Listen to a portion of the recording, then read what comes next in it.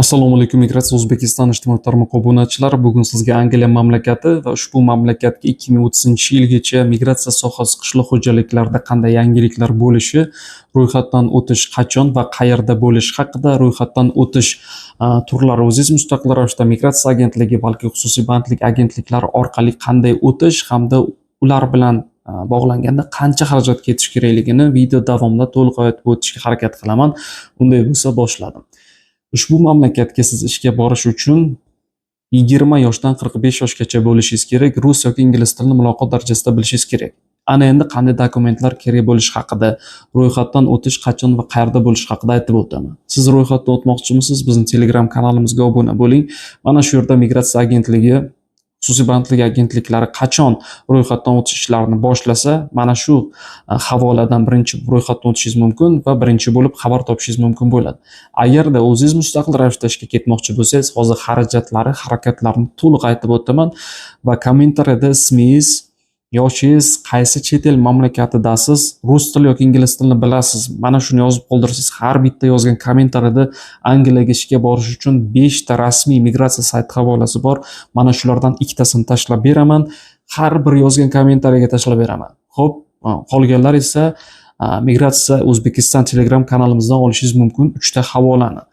Ushbu mamlakatga ketish xarajatlari, o'zingiz mustaqil ravishda bormoqchimisiz? Deylik sizdan ketishi mumkin 1200-1300 dollar. Albatta avia chiptasini sotib olasiz. Xarajatlaringiz, vizangizga, hujjatlaringizga ketadigan xarajat 1200-1300 dollar.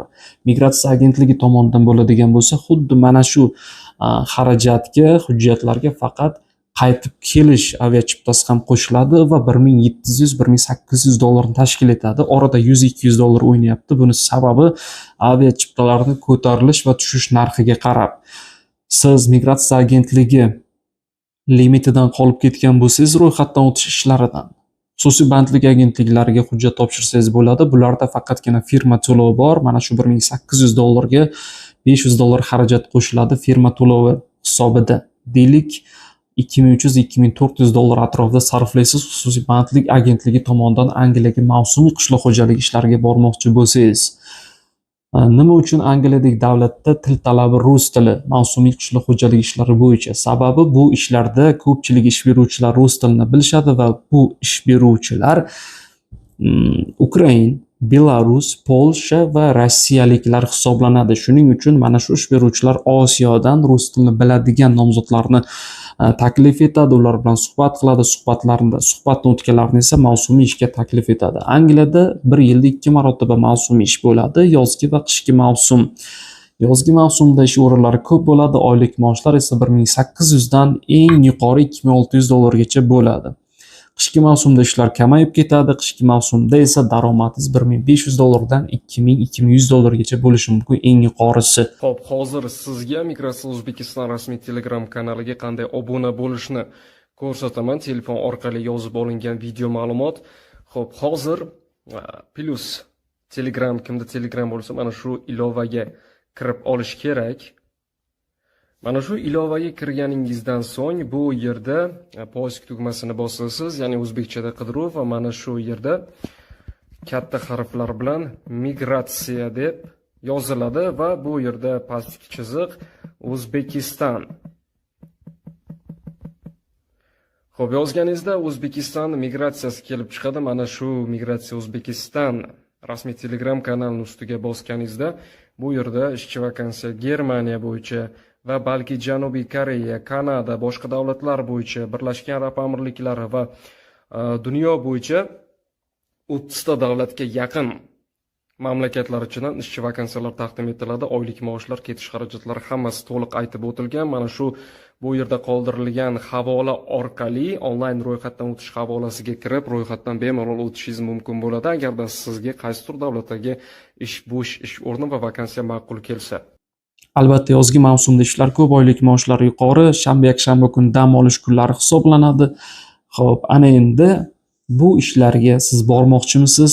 Qanday dokumentlar kerak bo'ladi? 4 ta majburiy hujjat, 3 ta ixtiyoriy hujjat. Majburiy dokument. Birinchisi qizil pasport, ikkinchisi sudlanmaganlik haqida hujjat Davlat xizmatlari markazidan olishingiz kerak bo'ladi. Uchinchisi, oq fonda 3x4 ko'rinishda surat va to'rtinchisi oxiriga tugatgan ta'lim turingiz bo'yicha dokument.